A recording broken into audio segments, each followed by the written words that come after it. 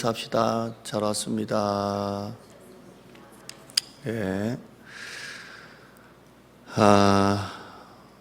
지난주 구원에 대해서 구원은 마라톤이다 그랬죠? 마라톤. 성경 구절 한번 볼까요? 지난주 본문만 봐요. 시작. 그리스도께서 우리를 자유롭게 하려고 자유를 주셨으니 그러므로 굳건하게 서서 다시는 옛날 종의 멍에를 매지 말라. 다시 옛날로 돌아가지 말라는 거예요. 다시 옛날로 가지 말고 굳건하게 서서 이제 자유를 받았으니까 굳건하게 서서 다시는 옛날 종으로 돌아가지 마라입니다. 끊임없는 옛날 싸움이에요. 옛날로 돌아가죠. 그 다음에요. 시작. 너희가 다름질을 잘하더니 누가 너희를 막아 진리를 순종하지. 신앙생활을 잘하더니 누가 너희를 꼬셔서, 이방 말로 호리는 이방 계집이죠. 누가 너희를 유혹해서 그 진리에 순종하지 못하게 하는 다름질을 잘하더니. 저는 이제 모태신앙이고 교회 현장에는 30년 있었는데요. 91년도부터 했거든요.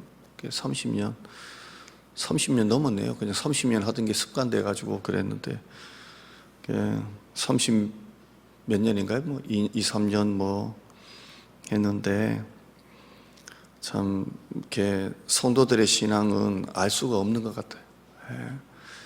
진짜 엊그저께만 해도 그렇게 좋았던 분이 이렇게 뚝 떨어지기도 하고, 엊그저께 믿음이 없던 분이 갑자기 믿음이 갑자기 서기도 하고, 이게 참 알 수가 없는 게 사람의 믿음인 것 같아요. 끊임없이 너희가 다름질을 잘 하더니, 이게 그렇게 마음이 와닿아요. 너희가 다름질을 잘 하더니. 제가 아는 목사님도 계시는데요. 직접 아는 게 아니라 어느 교회 어느 목사님 그러면 알만한 분인데, 유명한 분은 아닌데 교회를 개척해가지고 정말 어린아이부터 어른들까지 다 좋아요. 인기가 너무 좋고 마치 저처럼 아멘 그게 다 좋아요. 그런데 이성에 빠졌어요. 이성에. 그래서 불륜에 빠진 거예요.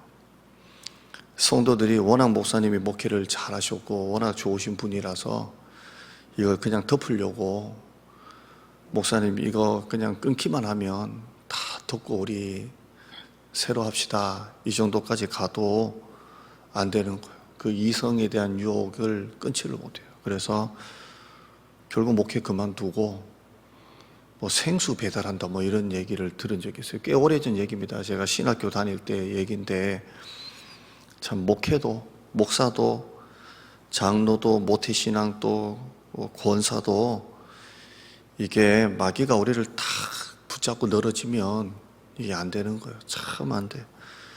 사도 바울도 날마다 죽는다 했는데 이 싸움을 하지 않으면, 말로 호리는 이방 계집이 너희가 다름질을 잘 하더니, 그 대마 사도 바울과 같이 선교여행 떠났다가 그냥 도망갔잖아요. 참 그런 것처럼 우리가 하나님 말씀 앞에 끝까지 산다는 게 참 쉬운 게 아닙니다. 아멘. 그러니까 이 예배가 그렇게 중요한 거예요. 자, 오늘 지난 시간 마라톤이다, 구원은 마라톤이다 라고 했고요. 오늘은 하나님의 부르심에 대해서 좀 하려고 합니다. 부르심 따라할까요? 부르심. 자, 하나님이 나를 선택하셨어요. 이건 무조건적인 선택이에요. 조건이 없어요. 무조건적 선택. 그 다음에 불가항력이에요. 내가 하나님 앞에 안 하겠습니다, 하겠습니다 할 수도 없어요. 그냥 하나님이 나를 딱 선택하셨으면 나를 그냥 부르시는 거예요. 그죠? 선택이에요. 하나님이 나를 선택했다는 시점이 창세전에 나를 선택했대요. 창세전에. 창세기 전에 나를 선택했는데, 아무리 생각해도 창세전에 나를 선택했다는 것이 이해가 안 돼요. 왜 나를? 그죠? 근데 하나님이 나를 선택했다는 게 이해는 안 되는데 은혜는 돼요. 그렇죠. 이해는 안 되는데 은혜가 돼요. 왜 나 같은 것을 선택하셨을까? 이해는 안 되는데 은혜가 돼요. 이게 비밀이에요. 비밀. 하나님이 왜 나를 선택하셨을까? 이게 비밀이에요. 비밀. 그래서 그 310장에 왜 하나님의 은혜로 이 쓸데없는 자 왜 구속하여 주는지 난 알 수 없도다. 알 수 없도다. 진짜 난 알 수 없도다. 이게 비밀이에요. 사도 바울은 자기 서신서에 비밀이라는 말을 자주 썼어요. 비밀. 에베소서에 6번, 골로새서가 5번 썼어요. 그러니까 에베소서는 6장까지잖아요. 매 장마다 들어갔고, 골로새서는 4장인데 5번 썼으니까 비밀, 비밀. 화면 볼까요? 에베소서 1장 9절에 그 뜻의 비밀을 우리에게 알리셨다. 비밀인데 알려주셨다. 기뻐하심을 따라 그리스도 안에서 때가 찬 경륜을 위하여 예정하셨다. 비밀, 비밀이에요. 에베소서 3장 9절에도 영원부터 만물을 창조하신 하나님 속에 감추어졌던 비밀의 경륜, 구속이에요. 비밀의 경륜이 어떠한 것을 드러내게 하려 하심이라 되어 있습니다. 나를 구원하신 게 비밀이에요. 비밀. 은혜가 비밀이에요. 비밀이에요. 이 모든 구원 계획 중심에는 예수님이 계시죠. 예수님의 구속사가 있는 거예요. 그래서 우리는 예수님이 우리를 구원하신 이 내용을 구속사라 그래요. 구속사, 구속사. 우리는 구속사로 우리는 구원받았어요. 자, 오늘 부르심인데 오늘 한번 본문 봐요. 30절 보면 30절에 미리 정하신 그들을 부르시고 그죠? 부르심. 미리 정하신, 미리 하나님이 선택하신, 미리 정하신, 선택하신 그들을 어떻게 하셨다고요? 부르시고 선택하시고 우리를 부르셨다. 이렇게 돼 있어요. 따라할까요? 선택하시고 부르셨다. 미리 하나님이 정하셨어요. 미리. 언제 미리? 창세전에 미리 정하셨다가 때가 돼서 우리를 부르셨어요. 예. 요한복음 6장 44절 볼까요?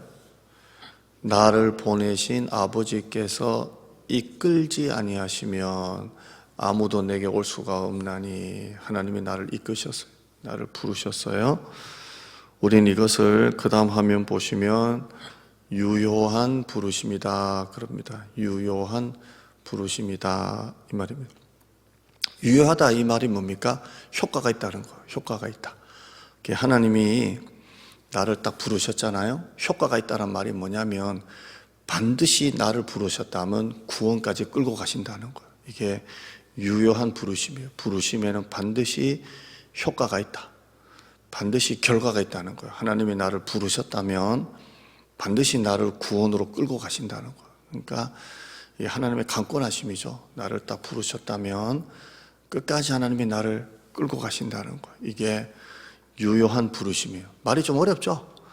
그런데 우리가 배운 신학적인 용어 그대로 제가 설명해 드리는 겁니다. 유효한 부르심. 하나님이 나를 부르셨다면 끝까지 끌고 간다는 거예요. 끝까지 우리가 구원받기까지 하나님이 나를 견인하신다라는 겁니다. 자, 이 유효한 부르심에는 두 가지가 있어요. 첫째, 화면 내적 부르심이 있어요. 내적 부르심이 있어요. 이건 성령님의 주권적인 사역이에요. 이게 하나님이 나를 부르시는데 내적 부르심이라 이 말은 성령님이 내 안에 들어오셔서 나를 믿게 하셔서 내가 예수님을 영접하게 한다는 거예요. 그러니까 내적 부르심은 성령님이 내 안에 오신다는 거예요. 내 안에 오셔서 나를 강권적으로 믿게 하신다는 거예요. 그러니까 여러분 예수를 믿는다는 것은 내가 믿고 싶어서 믿으려고 해서 믿는 게 아니라 성령님이 내 안에 오셔서 강권적으로 믿게 하시는 거예요. 강권적으로. 아멘. 강권적으로 믿게 하시는 거예요. 그러니까 내가 믿어서 성령님이 오시느냐, 내가 믿어서 성령님이 오시느냐, 성령님이 오셔서 내가 믿느냐. 만약에 신학적으로 순서를 따진다면 내가 믿어서 성령님이 오시냐, 성령님이 오심을 통해서 내가 믿느냐. 우리 장로교는 뭐가 먼저예요? 성령님이 오셔서 내가 믿게 된 거예요. 이게 내적 부르심이에요. 성령님이 오셔서 내가 믿게 된 거예요. 그러나 사실 이건 신학적으로 얘기하는 거지 사실 순서를 정할 수가 없어요.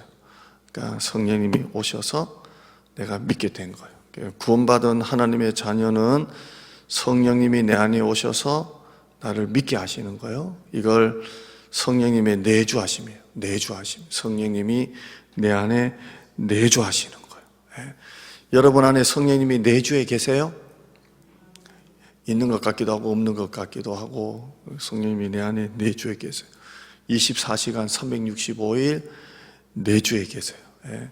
여러분이 오늘 예배 안 나오고 집에서 텔레비 보고 있는 그 순간도 성령님이 내주에 계세요.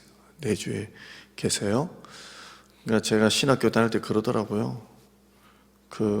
내가 설교한 거구나. 여러분이 술집에 가면 성령님 또 여러분 때문에 술집 간다고 뭐 그런 설교한 적이 있어요. 왜냐하면 내주에 계시니까.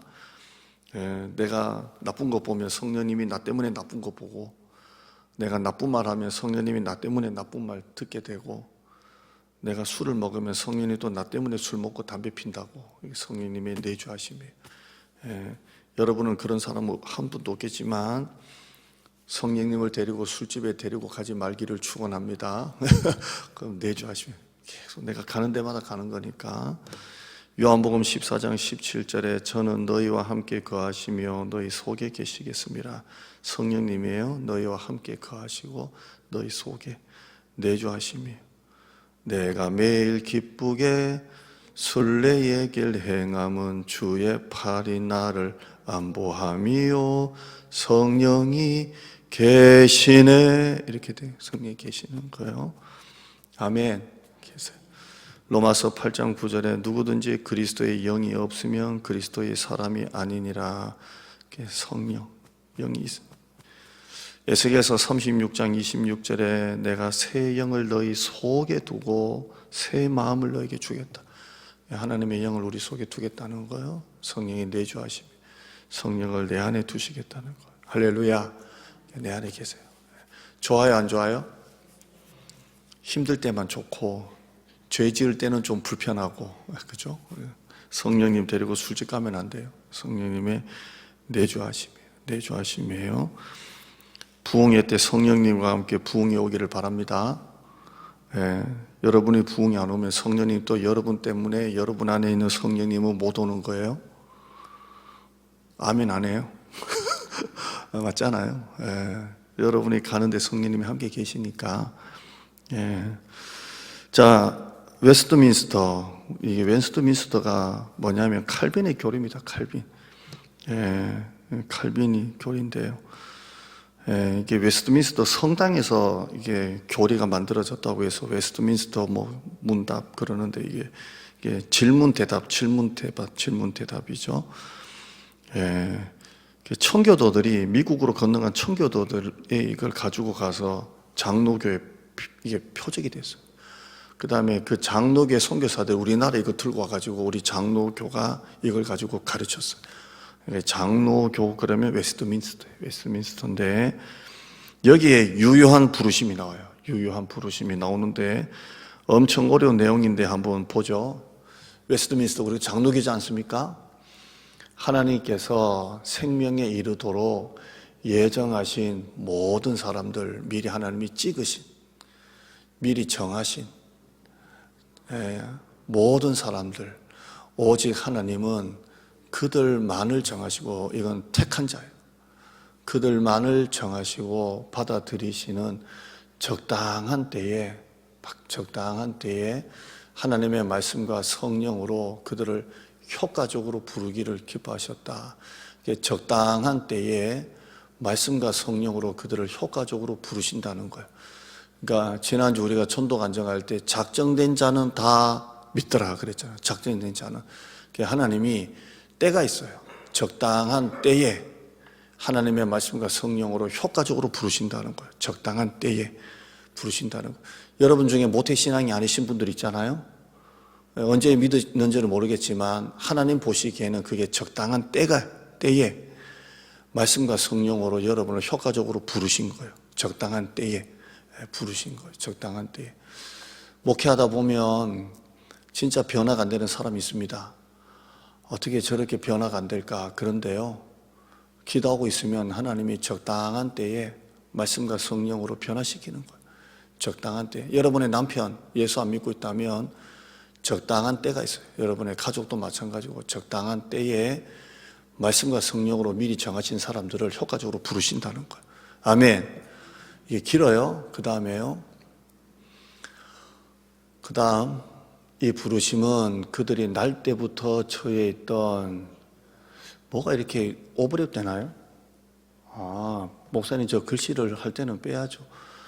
부흥의 글씨 같은데 죄와 사망의 상태로부터 불러내어 예수 그리스도로 말미암아 은혜와 구원으로 인도한다. 또한 그들의 마음을 영적으로 깨닫게 하고 하나님의 일들을 구원론 쪽으로 이해케 한다. 영적으로 깨닫게 하는 거예요. 영적으로 죄와 사망의 상태에서 불러내어 예수 그리스도의 은혜의 구원으로 인도하는데 그들의 마음을 영적으로 깨닫게 하고, 여러분 영적으로 깨닫는 게 성령께서 하시는 일입니다. 영적으로 깨닫게 하고 하나님의 일들을 이해시키는 거예요. 이래서 예수님께서 나를 위해 죽으셨구나. 이걸 깨닫게 하는 거예요. 지금 다 효과적인 부르심을 말하는 거예요. 그 다음에요, 그들의 돌 같은 마음을 제하시고 살같이 부드러운 마음을 주시고 그들의 의지를 새롭게 하시고 하나님의 전능하신 능력으로 선한 일들을 결심케 하시어서 효과적으로 그들을 예수 그리스도께로 인도하신다라고 되어 있습니다. 자, 이제 무슨 말 하겠죠? 그들의 난 안 믿어. 하나님이 어디 있어? 예수가 어디 있어? 근데 그 돌 같은 마음을 제하시고 살같이 부드러운 마음을 주시고, 따라할까요? 살같이 부드러운 마음. 죄가 우리의 마음을 돌같이 만들어요. 딱딱하게 말씀이 안 들어가고. 근데 성령은 이 돌 같은 마음을 살 같은 마음으로 바꾸는 거예요. 살 같은 마음으로. 성령께서 은혜를 받으면 다 울잖아요. 울고 나면 뭐가 달라져요? 굳은 마음이 다 무너지고 살같이 부드러운 마음이 생기는 거예요. 살같이 부드러운 마음이 생기는 거예요. 지금 여러분의 마음은 살 같은가요? 돌 같은가요? 돌 같다 한번 손 들어봐요. 내 마음은 지금 돌 같다. 차마 못 들겠고 살 같다. 살같이 부드러운 마음. 살같이 부드러운 마음. 한번 표현을 죄송하지만 한번 뒤지도록 아파보면 살 같아져요. 그 고난을 당하면 마음이 살 같아져.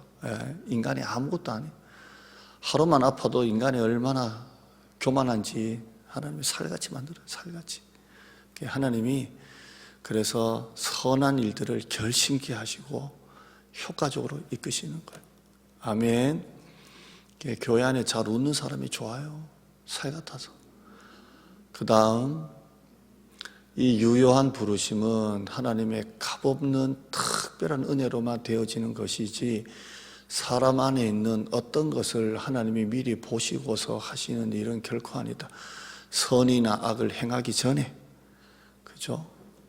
야곱과 에서를 선택할 때 선이나 악을 행하기 전에 하나님이 그냥 값없는 특별한 은혜지 내 안에 있는 어떤 선이나 악을 보시고 하는 게 아니라는 거예요. 아멘. 그냥 무조건적. 그 다음에요, 이 유효한 부르심은 하나님의 영이, 성령이 하시는 일이니 우리의 죄와 비참함을 깨닫게 하시고 또한 우리의 마음을 밝혀 그리스도를 알게 하시고 값없이 주시는 예수 그리스도를 믿도록 하시는 것이다. 이렇게 되어 있어요. 이게 웨스트민스터예요. 제가 이 구원에 대한 설교 준비하면 이런 걸 자꾸 보여주면서 이렇게 마음에 기도하는 건 뭐냐면 이게 은혜가 됐으면 좋겠어요.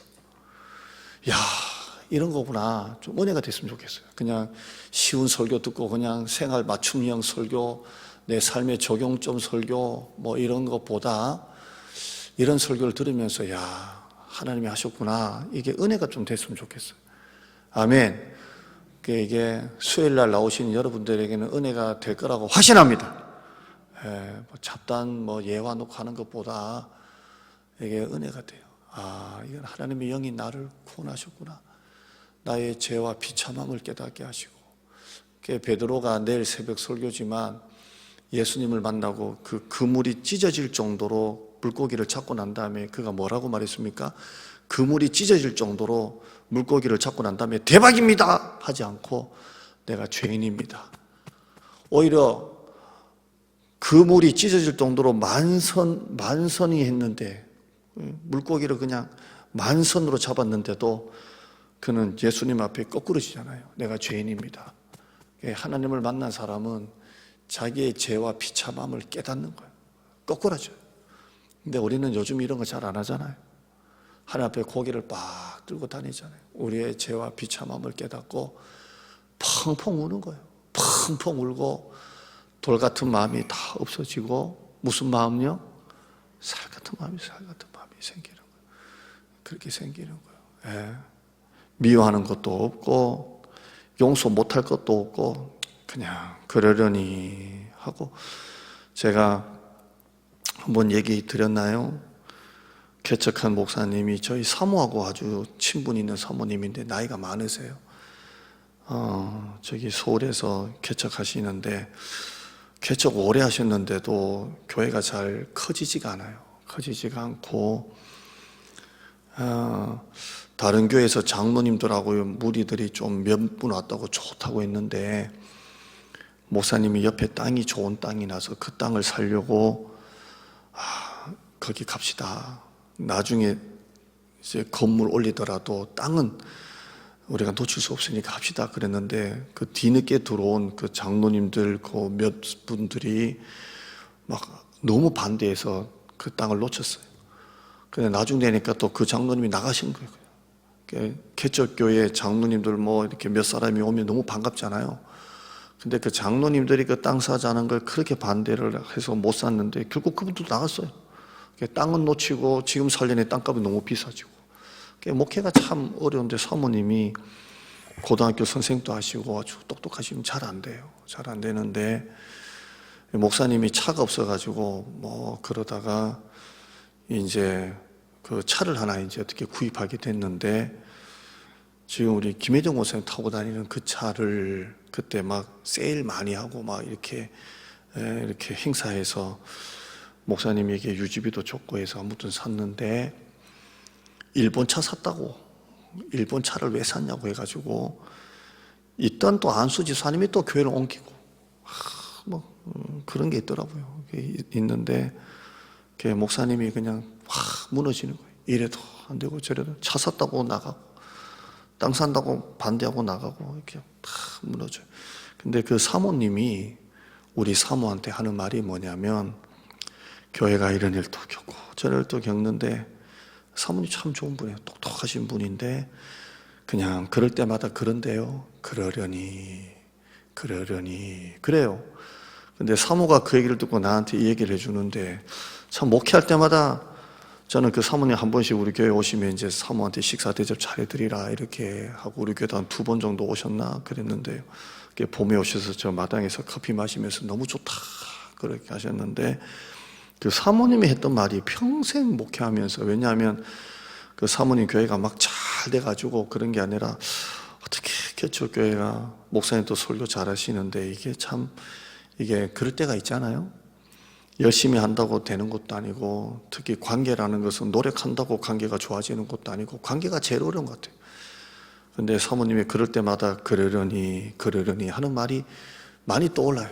그래서 저도 노력해도 안 되는 게 관계잖아요. 안 되는 거예요. 목회면 그러려니 하나님이 하시겠지, 하나님이 아시겠지, 그러려니 그러는데요.